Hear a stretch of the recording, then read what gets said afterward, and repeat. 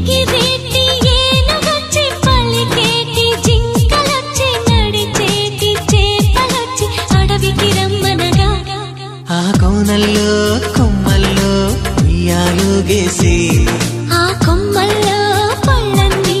రుచి చూసి ఆ పళ్ళల్లో మైకంతో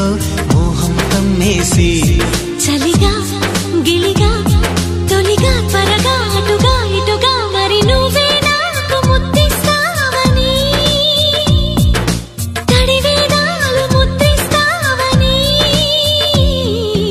నమ్మడానికి ఎంత బాగుందో నీకోసం రెక్కల గుర్రం ఎక్కి వస్తానని